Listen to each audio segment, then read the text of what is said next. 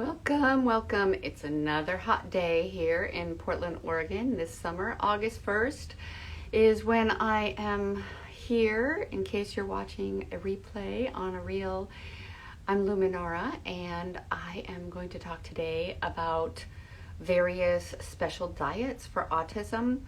Most of our kiddos on the spectrum have gut issues. And what that means is they could be sensitive to foods, they could have food allergies, they could have leaky gut dysbiosis, so that means that there's more bad bacteria and parasites and things like that in the gut than there are good bacteria. And so that just leads to all kinds of issues, and it can, one, dictate what they eat, right? Picky eaters, or, those kids that only eat like 5 things. Or only like crunchy, or only like mushy, or only like a certain thing.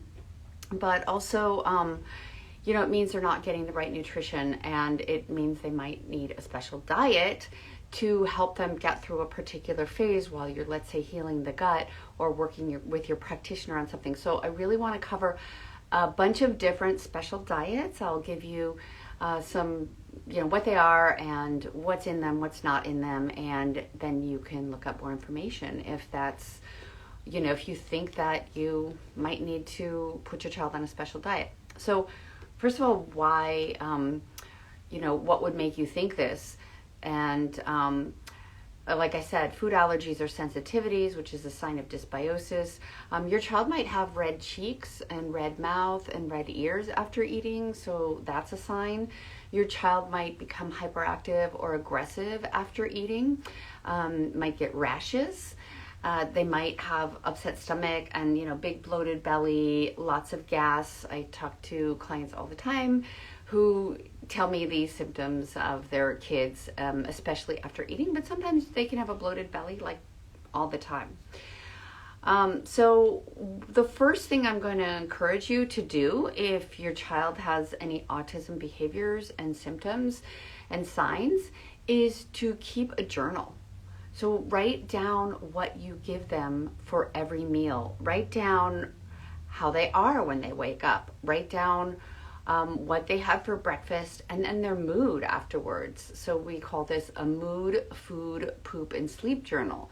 So you're going to write down what you feed them and what their mood is within, say, the next half hour, or even a couple hours later. Kids who have food sensitivities that can show up on the skin as rashes. It can show up as hyperactivity.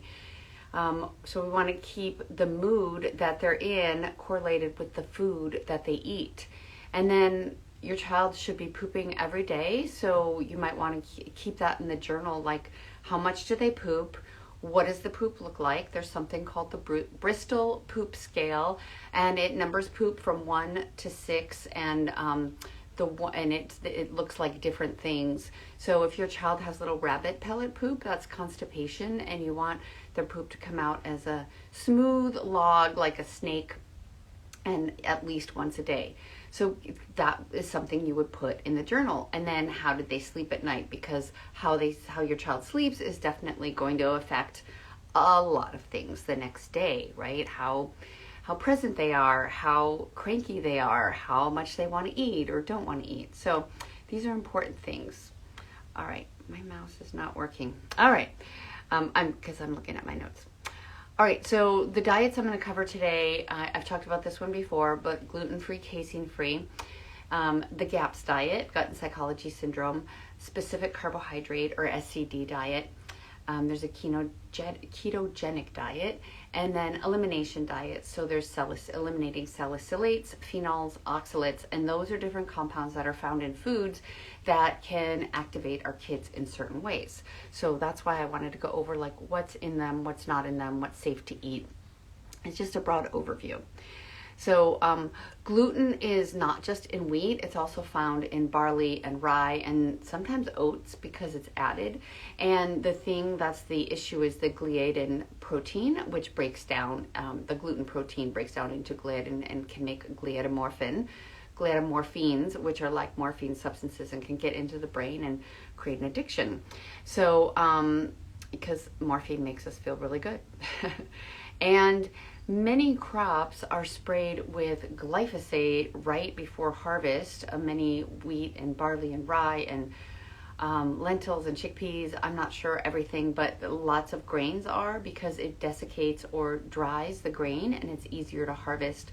And I just found out by earlier this year by talking to a friend who works in the Washington State University wheat lab. There's actually a wheat lab where they get samples from all over the country of different wheats, and then they test a lot of wheats. So what he was saying is that not all wheat is sprayed with glyphosate. In the Pacific Northwest, where wheat is grown, they don't spray that with glyphosate to desiccate it. But I imagine, the heartland, most of the Midwest may do that. But I'm not sure who does and who doesn't, but I'm pretty sure, based on personal communication with a guy who worked in the lab who tests wheat as they come in and tests and approves it, that it doesn't happen in the Pacific Northwest. So if and the problem with glyphosate sprayed on wheat is that opens the gut lining, and it's nasty. It does so many nasty things in the body that you want to avoid glyphosate if you can. And it's unfortunately hard to avoid it because it's in so many different things. In dairy, some kids can't tolerate lactose, the sugar in dairy. And I just talked to a client yesterday whose son just gets diarrhea instantly if she tries to feed him dairy. And, that's usually a sign that you're lactose intolerant. And the casein molecule in milk and dairy can break down poorly in the gut, not break down well, and become a morphine-like substance, casomorphine, and that can also leak through the gut and into the brain and create morphine kind of high for our kids and an addiction. So if your child really loves dairy or really loves wheat and just wants to have it every day, it could be an addictive situation because these morphine-like substances that break down and go to the brain. It may not be that. If you try to wean your child off of gluten and dairy and they get really aggressive or mean, or they really can't do it, that's a sign that there's an addiction or possibly an allergy going on. And the protein in milk looks a lot, when it breaks down or doesn't break down properly, it looks a lot like a certain receptor in our brain. It's called the folate receptor. And the folate receptor in our brain, it sits on the cells. It's like a little grabber, right? It's going to grab folate or folinic acid, which is vitamin B9. And we need that for brain development, for speech, for lots of things. And if our body, so what happens is the immune system says, hey, this molecule looks a lot like that folate receptor. I'm going to make an antibody to it because that doesn't belong in the body. And so it also has an antibody to the folate receptor. And what that means is if your body is attacking the folate receptor, that means it's not working to draw in the folinic acid. It's not pulling that nutrient into the brain that it needs. I actually had a client whose son tested positive. You can do a test for the folate receptor antibody. And I had a client who had that with her son. And of course, she went off dairy. She did our protocol to help shift behaviors. And I remember her telling me about a year or so later, that maybe not even that long, that they tested again for the folate receptor antibody, and it wasn't present anymore in his system because his body had remodeled so much and gotten rid of the toxins, and it just got more online, so to speak, and was doing the right things. Okay, so yeah, that could be one of the reasons for brain inflammation in our kids, and one of the reasons for lack of speech, or one of the contributing factors if your child's not speaking. All right, the GAPS diet, gut and psychology syndrome. This is from Dr. Natasha Campbell McBride. She's part of the Nourishing Traditions, group, the Weston A. Price Foundation. That's what it is. Who wrote the book Nourishing Traditions. I think that's what it's called. And that was written by Sally Fallon, but she started the Weston A. Price Foundation, and just a little quick background, Weston A. Price was a dentist in the 1920s, and he wanted to study why teeth were good or not good in people. And so he traveled all around the world and looked at native peoples who ate their native foods, whatever it was, and they all had beautiful teeth and wide jaws and beautiful mouths. And what he found out is that as soon as people started eating the standard Western diet of processed food and sugar, generationally, people's faces and mouths got narrower and their teeth got bad and needed a lot of help. So this group formed out of his research to go back to a more natural diet. And that's what the GAPS diet is. So it's more traditional. Think pioneers, think people who homesteaded the U.S. Or, just people who really live off the land. So it's really whole foods. There's a lot of homemade bone broths, and bone broth is super nourishing and healing for the gut. There are lots of eggs, and if you think about it, egg yolks have a lot of cholesterol and good fat, and we actually need that for brain development because our brain has a lot of fat, something like 60-70% fat. And the cholesterol in the eggs, we actually need that. Cholesterol is the starting point for making all of our sex hormones, our testosterone, our estrogen, our progesterone. It starts as cholesterol. So we actually need that. So this diet is pretty heavy in eggs. So if your child is allergic to eggs, this probably isn't going to be the best diet for them.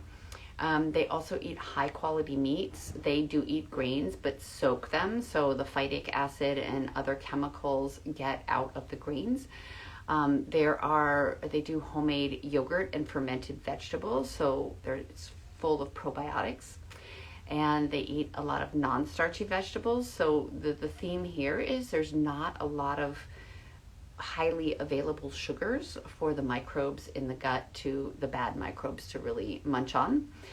And there's a lot of non-sweet fruits like berries and avocados. So the GAPS book is available by Natasha Campbell McBride.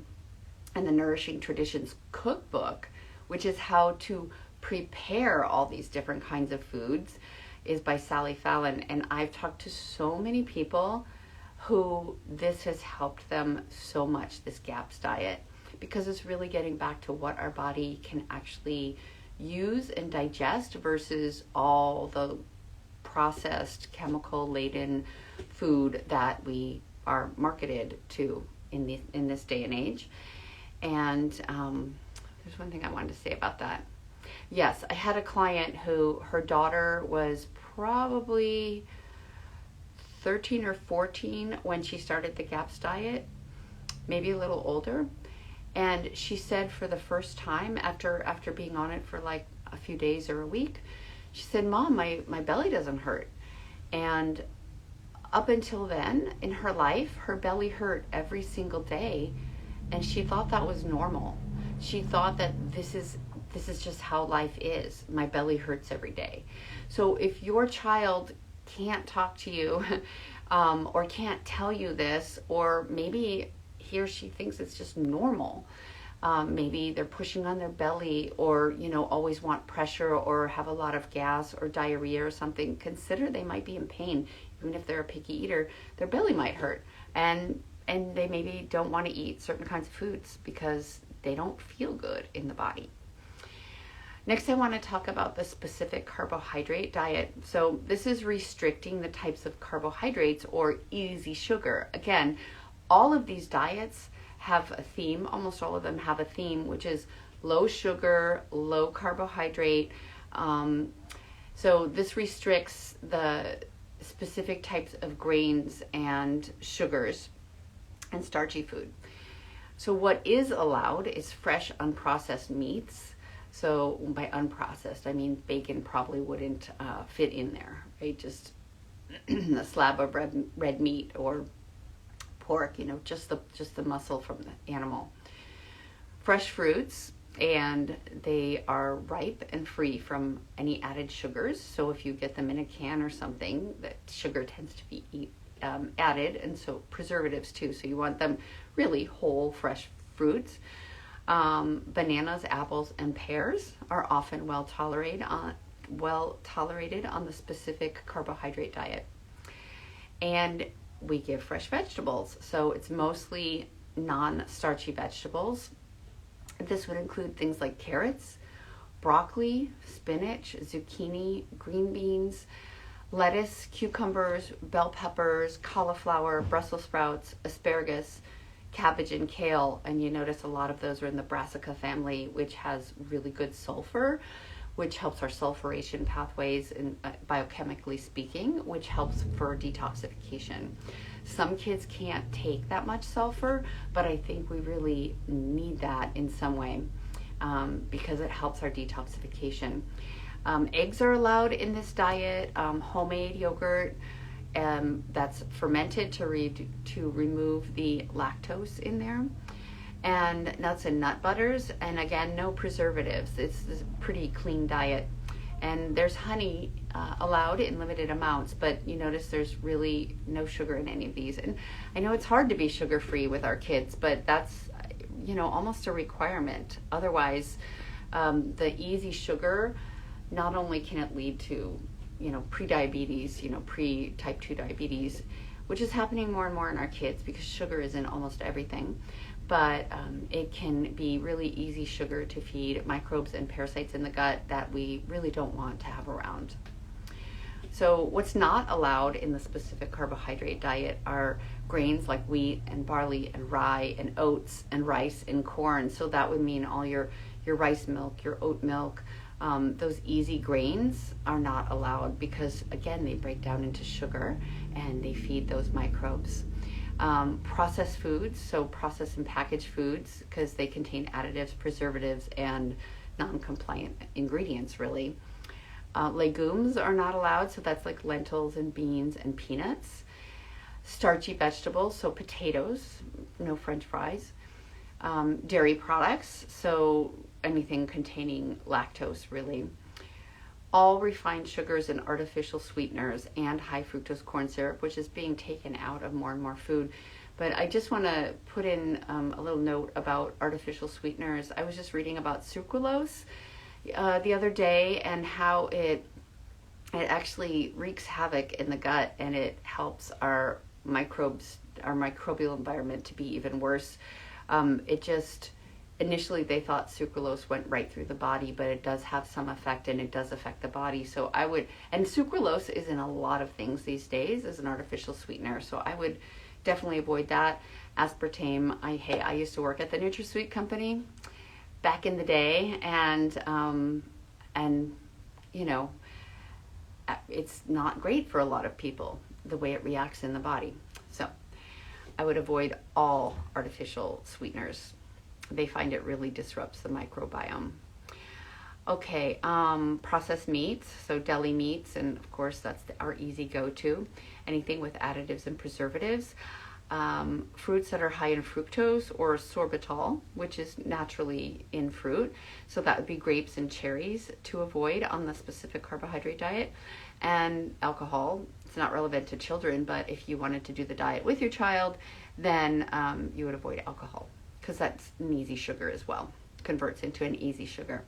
So let's talk about the ketogenic diet. There's so much about that nowadays, and especially for kids with epilepsy and seizures. So it's been very helpful. And this is mainly high fat, high protein, and not so many carbohydrates. So you see the theme here, not a lot of carbohydrates to break down into that sugar.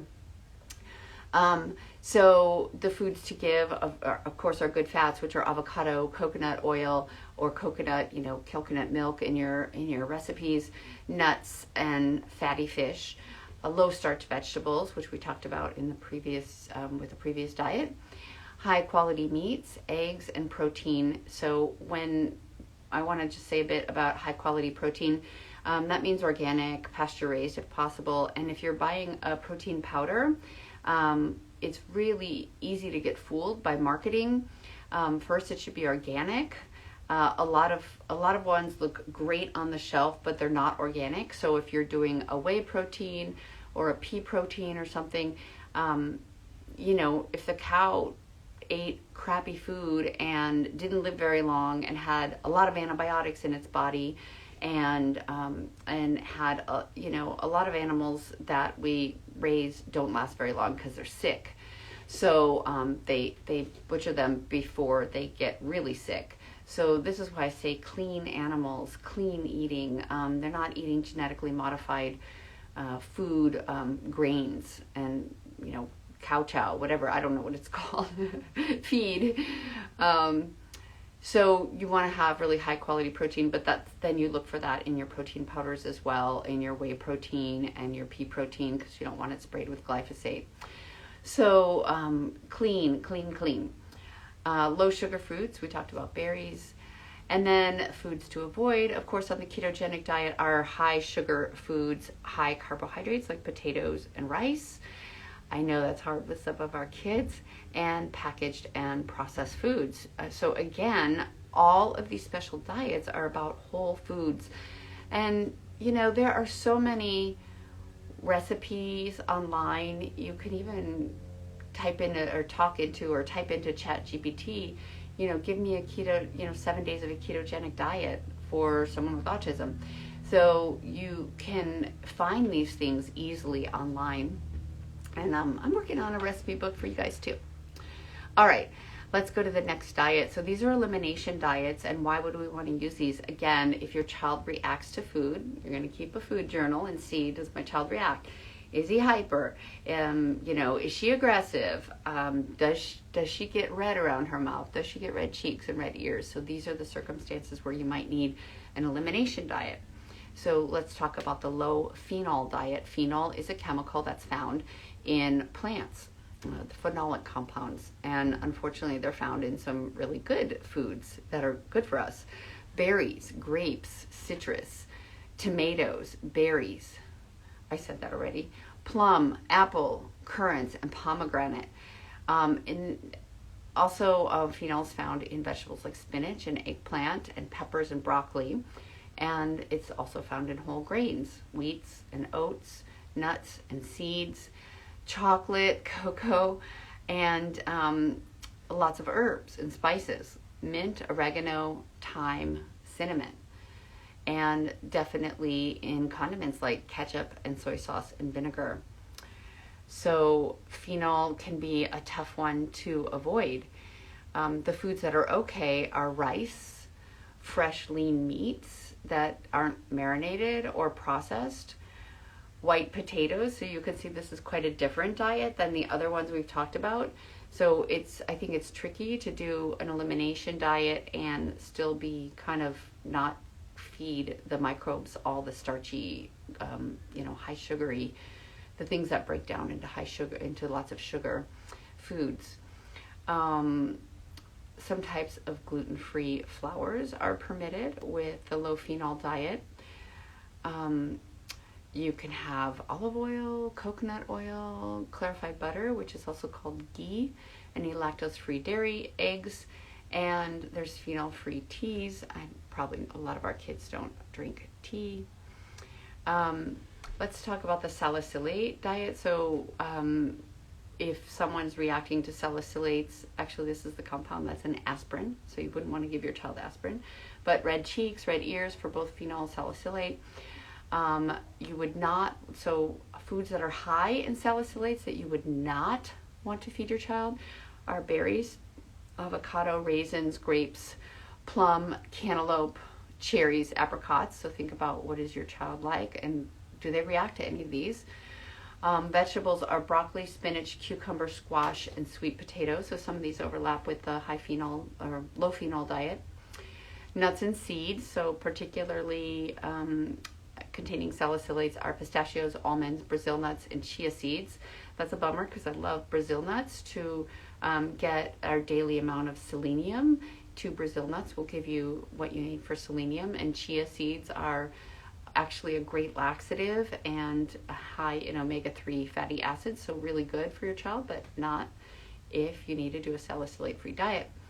Lots of spices have salicylates, and orange juice and apple juice. So if you see your child kind of reacts to juice, think about this. The foods that are okay on the low salicylate diet are lemon, lime, mango, banana, pear, figs, pomegranates, passion fruits. Those are a lot of tropical fruits. Vegetables are beans and peas, celery, cabbage, carrots, asparagus, beets, green beans, cauliflower, and mushrooms. Now, I know not all our kids are going to eat all those, but that's what's okay on the low salicylate diet. And then let's talk about one more low something diet or elimination, which is low oxalate.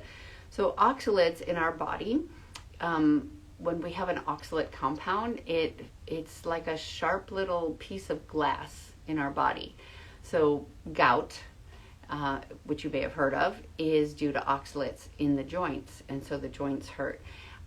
We can have these little crystals in our kidneys, kidney stones, or kidney stones, or just that. And so it can be painful. And when the oxalate levels build in the body, it can just hurt a lot and be painful. And we are supposed to have a particular microbe in our gut, within our gut flora, called Oxalobacter, and that usually takes care of the oxalates. So if your child has an oxalate problem, they have a gut dysbiosis problem. And you need to go slowly into a low oxalate diet, because if you go too quickly and the body dumps oxalates, it can be very painful and not feel good. So restricted foods on this diet are nuts, so almonds and peanuts. Vegetables are beets and spinach. So you can see beets and spinach were at least in 2 of the elimination diets. Grains, buckwheat, wheat bran, oatmeal, brown rice, and soy are no-nos. And raspberries and citrus fruits are no-nos. And then the okay foods to have, again, that group of brassicas, broccoli, cabbage, cauliflower, cucumber, zucchinis, mushrooms. Those are all good. They seem to be good on, I think, almost any diet. Most meats and fish except tuna, and most fruits except the ones I already talked about, raspberries and citrus, are okay on a low oxalate diet. Now, if you're going to do any of these special elimination diets, you should definitely work with a practitioner who knows how to handle bio-individual nutrition and knows how to guide you on this, because it can be tricky. And I feel like also, if you work with a practitioner on this and they say you need to do this diet forever, that's the wrong practitioner. I think this is a temporary diet while your child is healing their gut. So if someone gives you this diet and is not giving you a gut healing process, in the meanwhile, you need to find a new practitioner. So you need to do gut healing along with the special diet, and the special diet should maybe only be a few months until your child feels better in the gut. Okay, other things you want to eliminate: herbicides and pesticides, the stuff sprayed on our fruits and vegetables. And of course, it's really hard to avoid this. So, but I did want to say that, there's been study after study. In October of 2023, there were teenagers in Ecuador who had high glyphosate in their blood, in their urine, 98% of the people did. Out of 519 teenagers, 98% of them had glyphosate in their urine. They had a compound called 2,4-D in their urine, 66% of them. And that compound, 2,4-D, is associated with lower neurological performance in the areas of attention and inhibitory control. So think hyperactivity and just lashing out. Memory and learning and language. What do our kids with autism have? Neurological issues with attention, inhibitory control, memory, learning and language, among other things.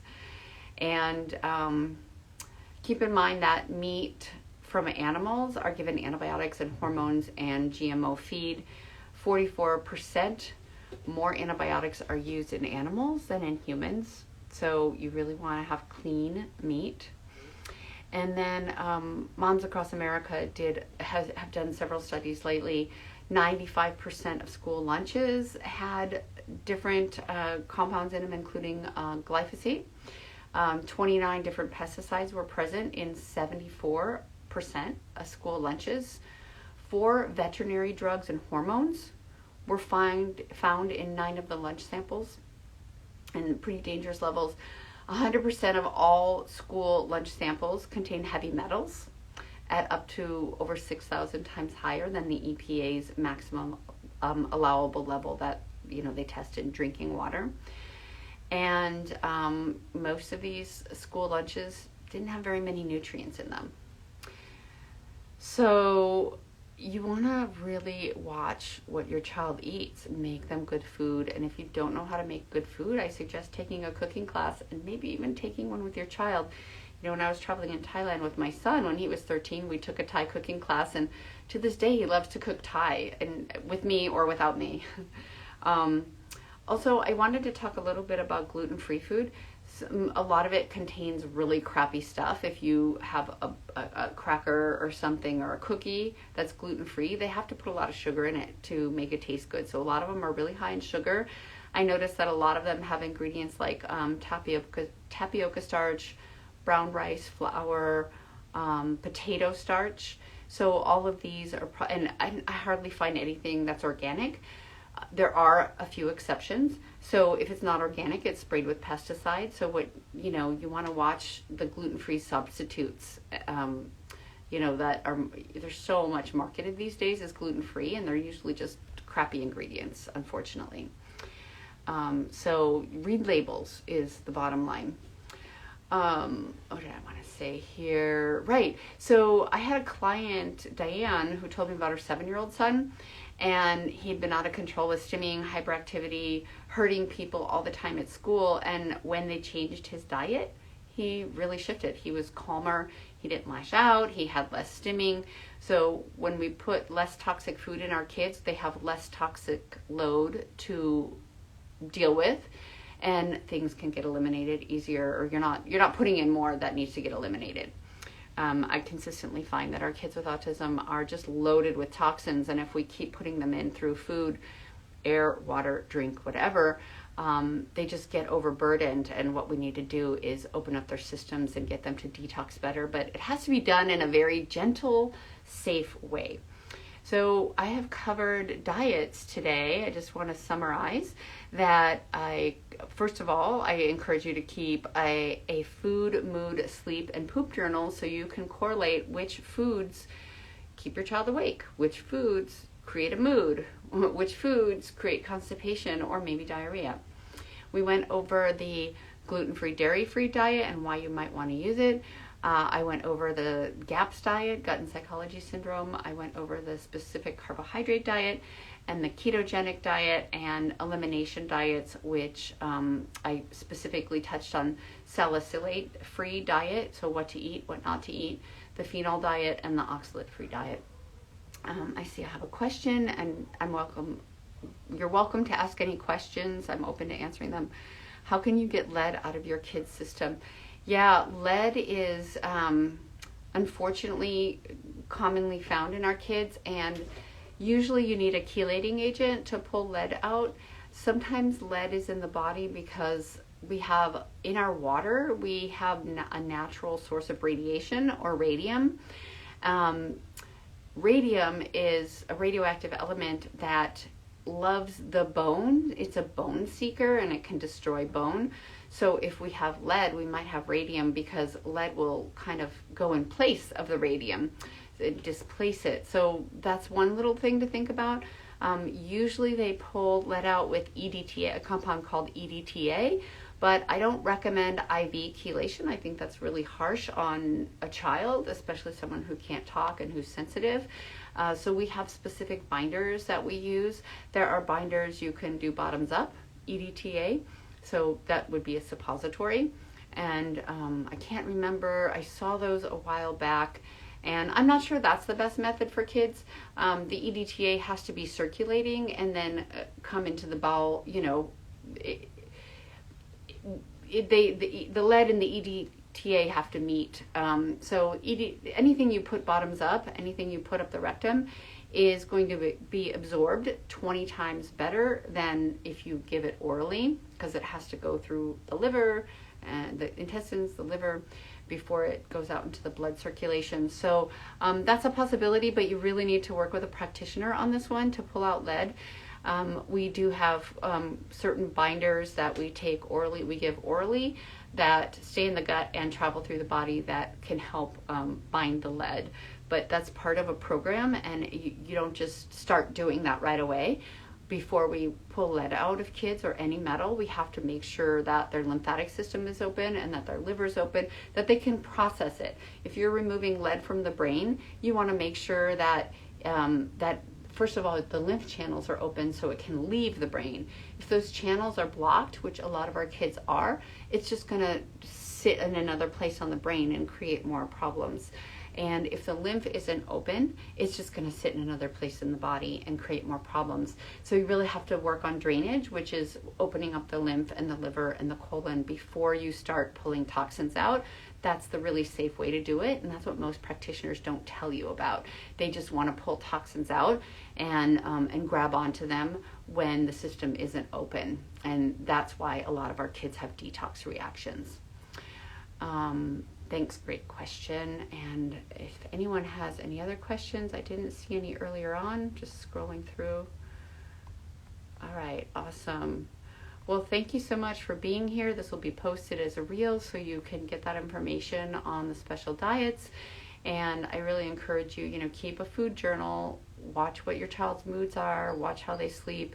This is going to give you the best information to do diet changes and help your child function better.